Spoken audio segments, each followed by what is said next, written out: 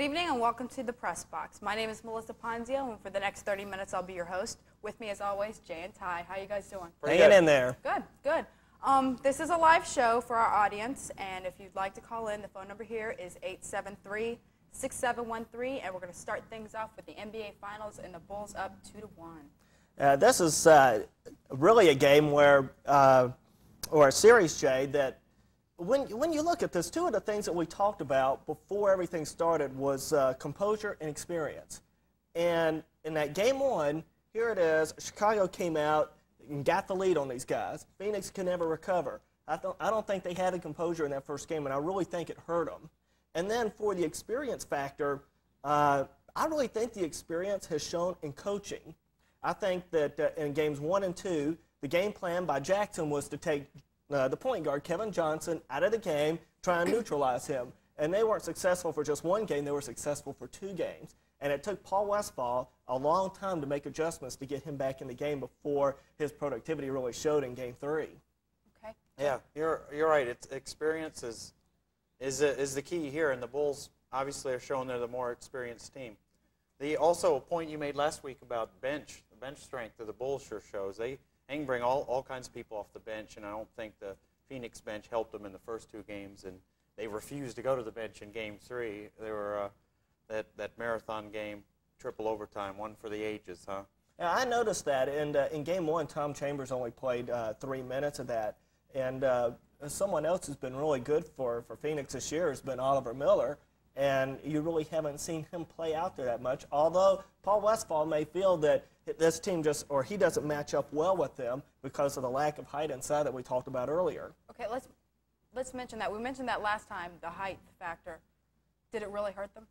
Well, I think, for one thing, it changes the style of game plan that you have. And I think it's a favor that Chicago has and something they should take advantage of.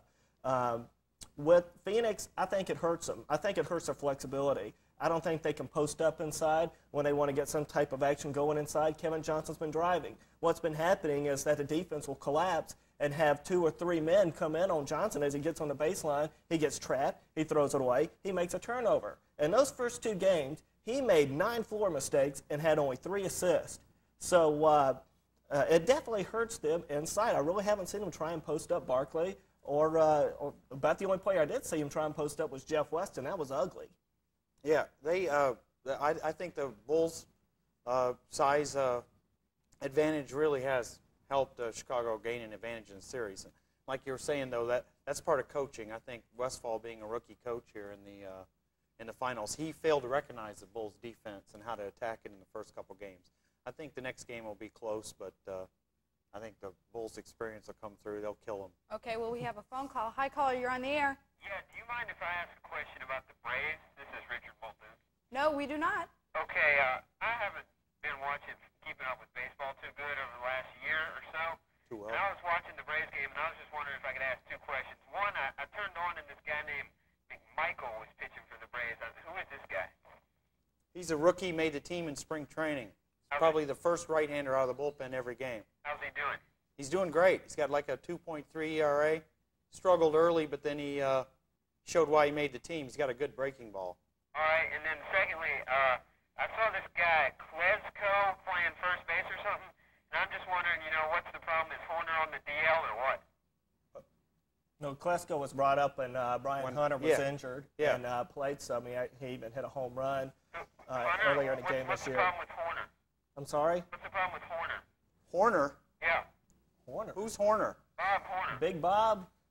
Yeah, he hadn't been around for a while. I guess you really haven't been following the Braves. Wait, he's playing on a different team now? No, he's out of baseball. I'm sorry. He's been out for years. Well, what do you think about Horner quitting like that?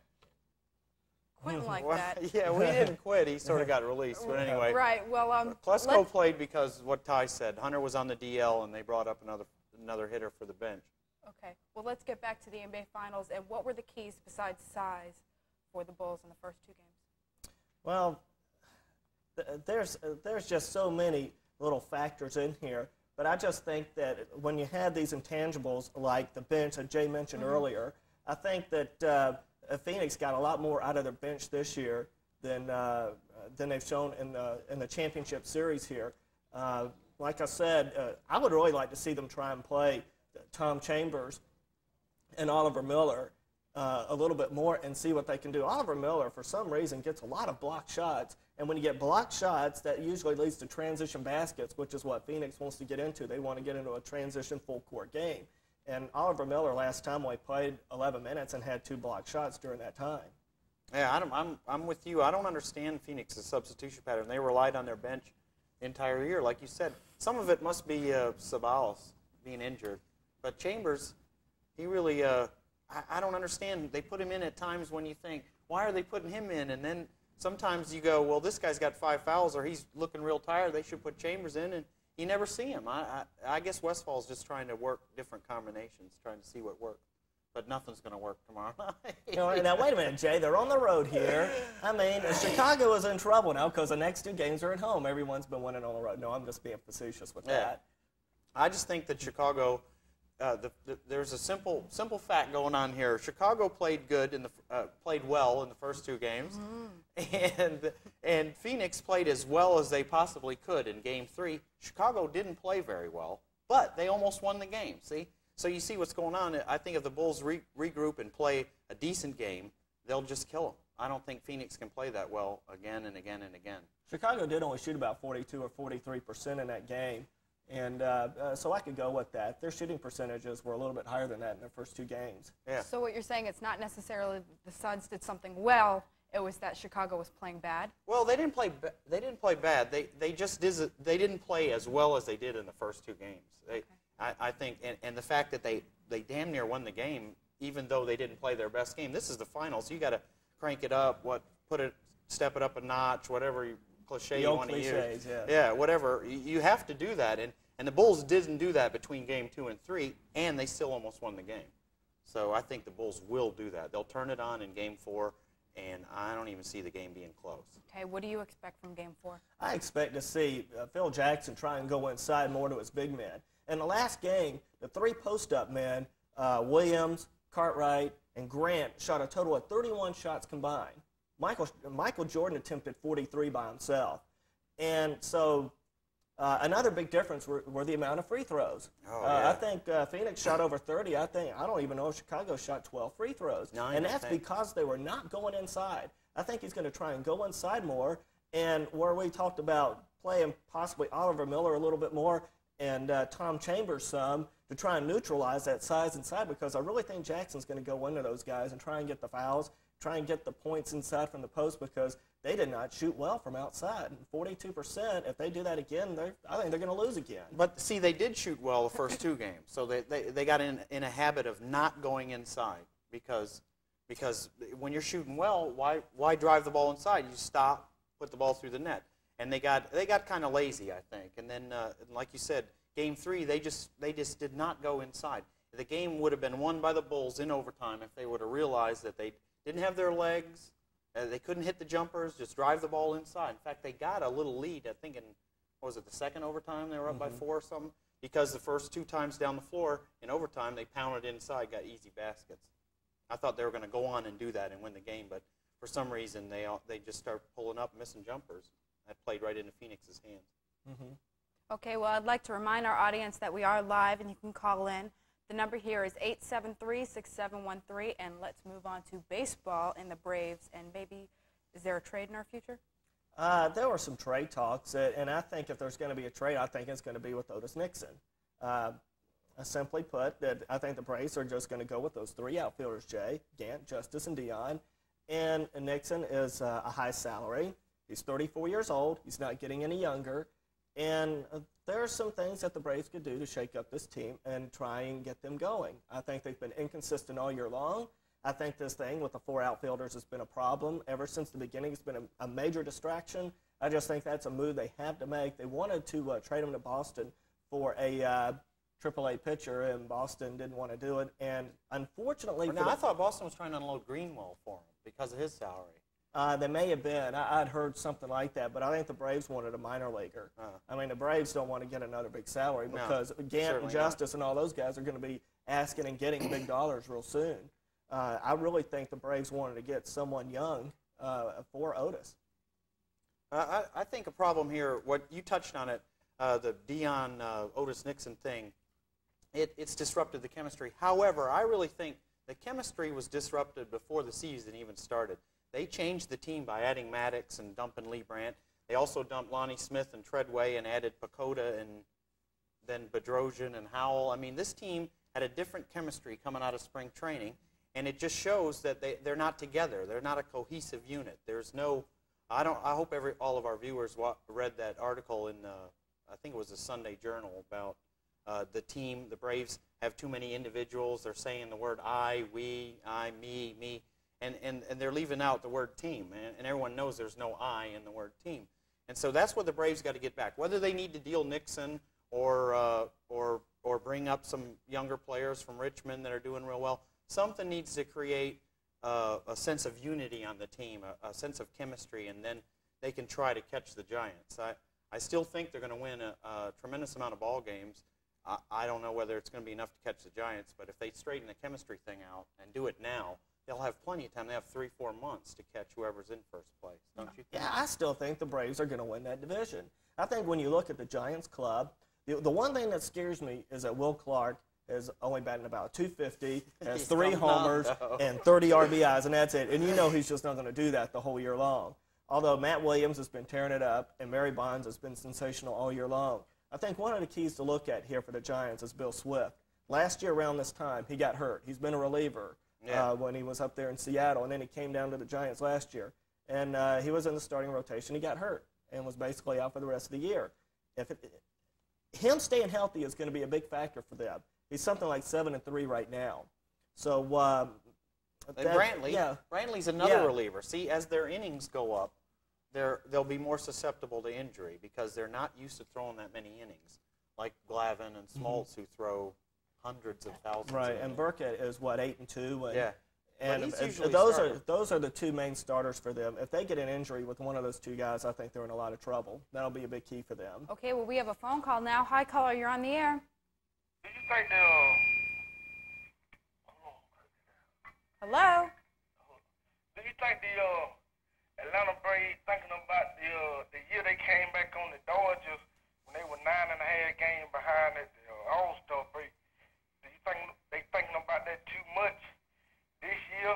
And they got to remember you got 2 expansion teams this year. So that means San Francisco is going to be a better team in the second half than the Dodgers were. Good point. What do you think? Good point. Thanks for your call. Yeah, I think that's a good that the Braves did. The Dodger team that the Braves caught not only wasn't as good as the Giants, but they played a tougher schedule. Like he was saying, with the expansion teams, you're not going to be able to run off, 12, 13 wins and hope that the other team, loses 9 or 10 in a row, because the Giants just won't lose that many games in a row. However, I think there's a lot more parity in the division, don't you? Yeah, I think between the Giants, the Astros, and the Braves, they're all, I think, pretty good enough so where they can sustain any kind of losing streak and still maintain their position in the standings. Yeah, I think the Reds are a pretty good team still also. Are the Braves still trying to acquire Fred McGriff? I think they've backed off on that. The Padres want to unload big salaries, and they don't want to get any big salaries, obviously. It's just a big money move by them. And so what they were looking at with the Braves offered Ryan Klesko for McGriff, and I'm sure San Diego wanted another player.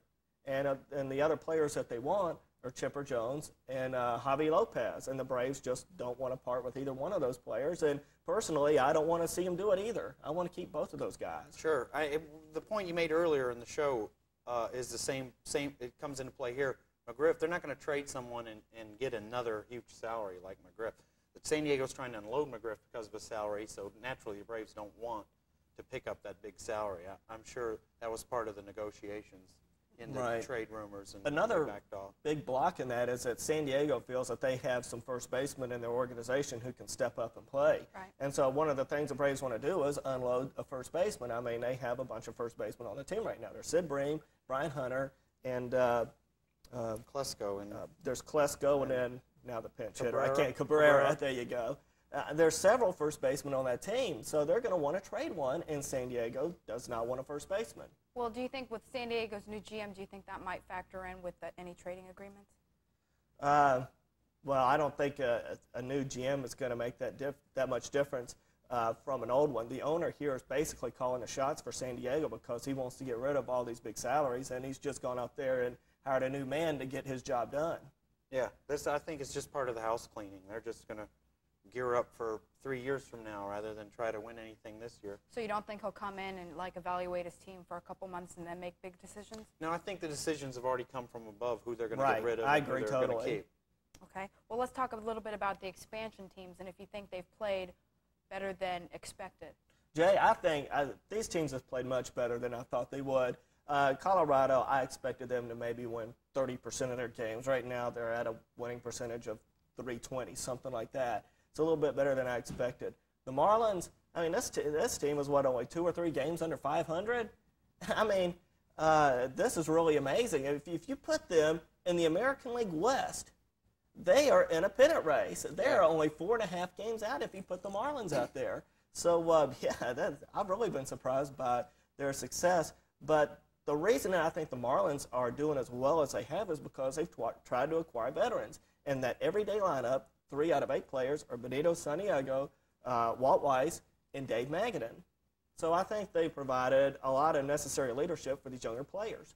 Yeah, I think, though, that they're not playing over my expectations. I thought, like Ty said, when they drafted a lot of veterans, they were going to go for a 500 season. That's what they're trying to do is play 500 ball, and they're pretty close to it.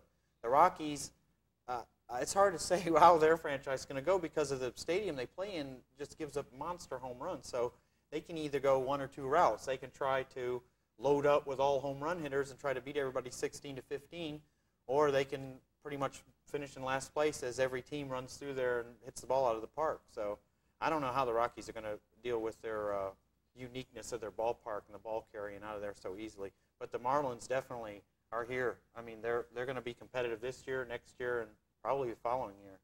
Okay, what do you think about the Rockies? Well, I think that, like Jay said, the stadium has such a big effect. Don Baylor's got a real big problem, and that is that he plays 81 games at home over there. Okay, these other teams that are coming in, they only have to go in there, what, about 7, 9 times, something like that.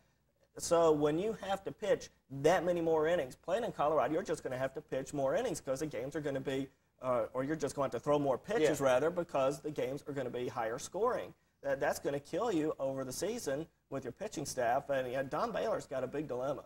Well, and let me bring this out. The same thing happened to the Braves in the early 80s when it was known as the launching pad, and the power alleys were at, what, 365? 375. 375, and the teams came in here, and you could hear veteran ball players go, well, I was in a little bit of a slump, but then we went to Atlanta, and I got, a couple of home runs in 3 games, and most players loved to come here and play because the ball carried out of this stadium so well, and the Braves had to combat that by just by getting all these pitchers that just can keep the ball down. But the Rockies are going to have to do something like that, either move the fences back so it's fair for a 1-0 game or whatever, but I don't see how they're going to attack that situation. It's pretty unique to have a stadium a mile high up in the air. Jay, I think some of those big sluggers that came into Atlanta during the 70s, I think they came out of slumps probably because of that pitching staff also, yeah, not just true. the short fences. Phil Necro lobbing the ball up there didn't help. No, falling behind 3-0 with the knuckleball, having to come in with about a 75-mile-an-hour fastball didn't scare too many people. No. Okay, let's get back to the Marlins. Now, compared to the other expansion teams, what are they doing that's making them stay on top? Well, that's just the thing, the veterans, the veteran players. Not only that, they've got a closer. Harvey has nailed like 19 out of 20 opportunities. And when you close games like that, I mean, there's a lot of teams that'll blow a lot of games like that where they have a lead late in the game. Yeah. He hasn't done it. He's shut the door, and that'll do wonders for your record. Plus, what you said, they're strong defensively up the middle with Weiss at shortstop, and they got a real fast guy in center field. He can run down anything. Was it Carr? Is that his name? Mm-hmm. He can run down anything, and that really helps pitching staff. However, I think the Marlins doing better than most expansion teams. It has somewhat to do with the dilution of talent. I think the fact that there's so many teams. When baseball expanded in 60 or 61, whenever it was, there wasn't so many teams. Now, the fact that there's, what, I forget now, 28, 30 teams, something like that? Something like that.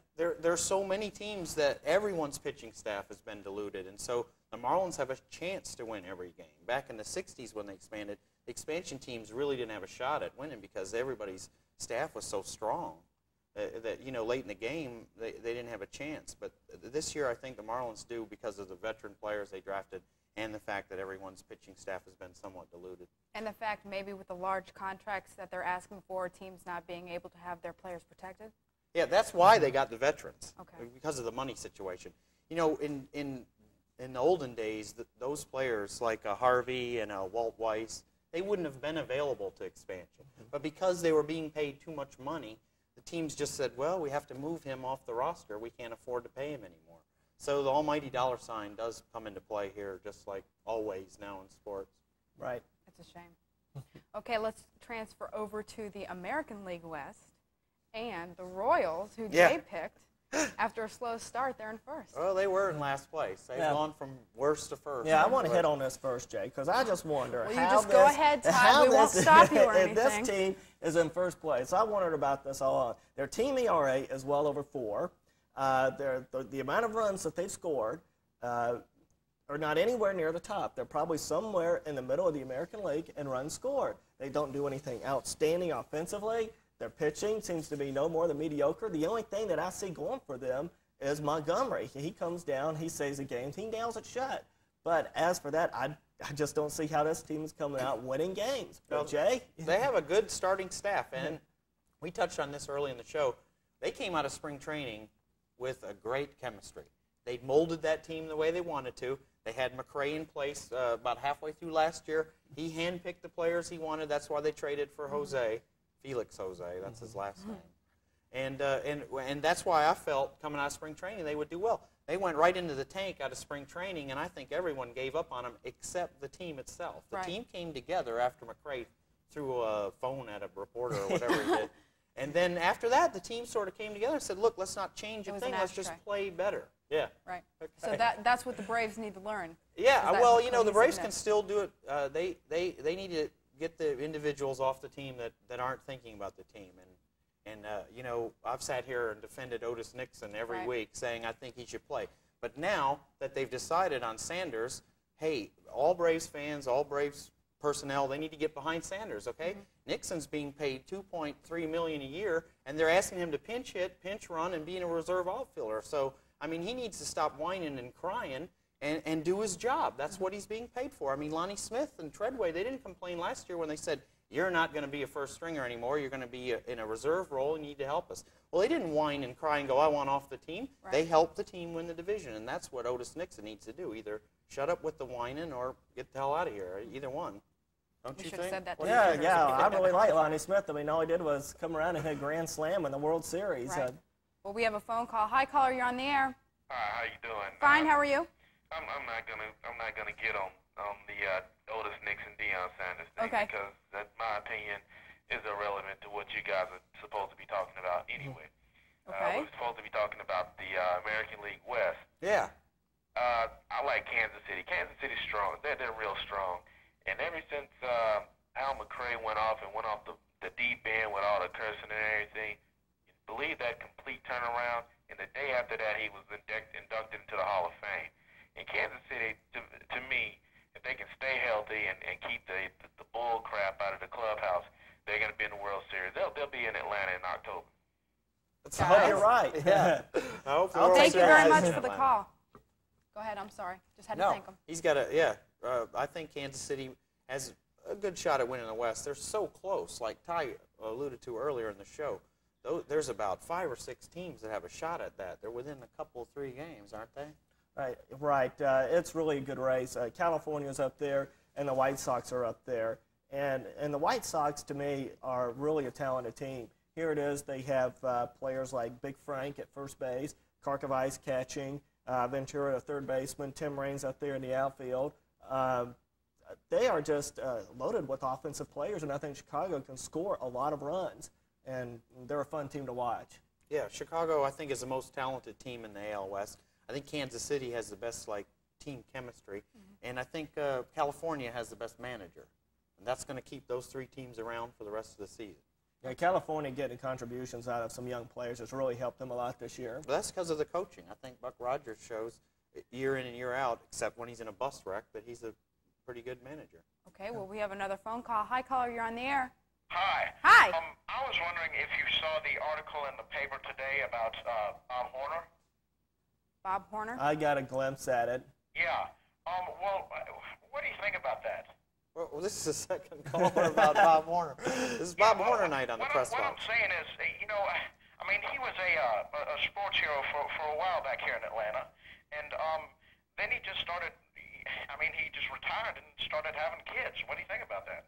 Well, first of all, Bob Horner, when he came to Atlanta, immediately got into trouble with the management because of his agent, Bucky Roy. They had contract dispute, contract troubles. Immediately, he was in trouble with the organization. Right. And then he came around, started having injuries, and then ended up going over to Japan, where he was a little bit of a folk hero over there. Then stopped hitting all those home runs, tried to come back over, but really it didn't pan out. Okay. I think the Braves fans lost a lot of respect for Horner when he came out about 2 years into his contract and said he could either play most of the games of every year for 8 seasons or half the games for 12 seasons. So why shouldn't he sit out games with a hangnail or an eyelash in his eye? Because it only extended his career. Well, when the Braves fans heard that, I think that's when the beginning of the end of Bob Horner came around. Okay. One thing about Bob Horner playing in Atlanta, at least I know what the navicular bone is. Yeah. Well, I'd just like to thank Mr. Dalton for calling us last and take this phone call. Hi, caller, you're on the air. Okay. How did the Braves get their name? Okay. Okay. How did the Braves get their name? Well, originally this franchise started out in Boston. They were the Boston Braves, and then they moved to Milwaukee. And then in the early to mid-'60s, 1964, they moved from Milwaukee to Atlanta. Mm-hmm. Well, thank you for that little bit of history right there, Ty. And the caller, thank you very much. Let's move on to the Phillies. And have they won the National League? Personally, I think they have. This team is so many games out in front and is playing so well right now that if they just play 500 the rest of the year, they'll have 94, 95 wins. I think that the rest of the division is too weak to come up with that many wins. Really, I just don't see Philadelphia being caught. No, it's what we were talking about before, the fact that they get to play the expansion teams as well as the Mets, who are worse than any expansion team, throughout the season will keep Philadelphia from, the only way to catch Philadelphia now is for them to lose, say, 12, 15 games in a row, which just isn't going to happen in today's schedule. Also, the schedule being paired up where you play the teams in your division as many times as the teams in another division, that also hurts trying to catch a team because you don't get to play them in your division like 18 times anymore. Right. Okay, well, we have one final call. Hi, caller, you're on the air. Hello? Yes? What is your name? My name is Melissa. Can you turn your TV down just a little bit? Yes. Okay. Hello? Hello? Yes. Your name is what? Melissa? Melissa. Yes. Now, what's that man's name that sits across from you? Beside me? Jay? Huh? Jay? Jay, I have a question. Go ahead. Are you the manager of the football team that you're talking about? Are you the manager of the football team that you're talking about? No. I've only managed in Little League. Okay, and on that note, thank you everyone for calling in, and please tune in at 9 o'clock on Tuesday. And don't forget to watch Homemade that comes on at 7:30 right before us. Thanks so much for your calls, and we'll see you next Tuesday. Bye.